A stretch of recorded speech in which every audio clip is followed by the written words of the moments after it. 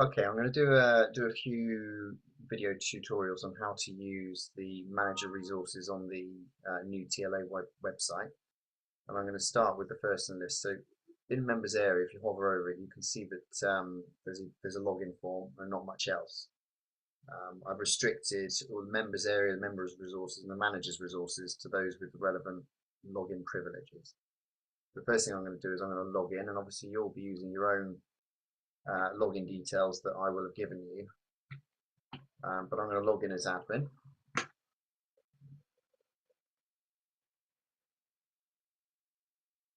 So now once we're logged in, if we hover back over the members area, you can now see that several areas have appeared.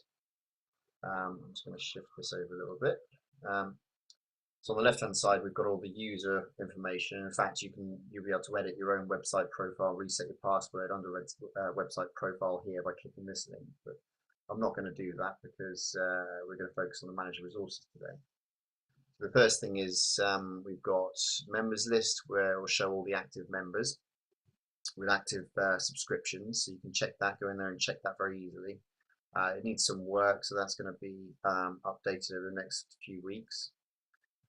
So the first thing we're going to do is look at attendances. So attendances is where we'll look at and filter by a user or member name and see how many classes these people have gone to, and all the details associated with them. So sorry, which class, etc. So I'll click on attendances. And you can see here I've pre-registered Tom for a class, and that was Boars Hill Boot Camps. You can see their name, first name, second name, what the date of the class is, their email address, how many of them went. Obviously it's not relevant really in this case because I've only enabled people to register individually rather than as groups, but you can allow group registration as well. So if that comes up later on, let me know. How much they paid, and what the status is. So whether it's paid, whether they're going to pay you in cash on the day, or whatever it is that you've arranged with them. Obviously, if they're booking through the website, then they'll have to choose pay by PayPal, credit card, etc. But we can organise offline payments as well if that's an option you want. So what we can do, we can actually filter the registrants list. So obviously as this becomes a larger list, you're going to have several pages of registrants. So you'll be able to filter by their names, so first name or second name. You can also filter by event.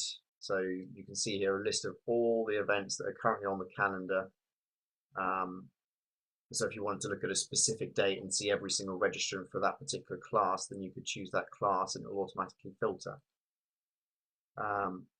You can also see here on the right hand side, I mean it's all fairly self-explanatory, but you can see there's a drop down box where you can choose what the status of their of the payments, or just their status in that class. So if they've cancelled it, you can see how many people have cancelled, how many payments are pending. So obviously you can double check that if they have paid you offline. You can double check the pending payments against your your backs transfers or your notepad where you've taken cash or whatever it is that however it is you've done. So there's quite a bit of flexibility in there.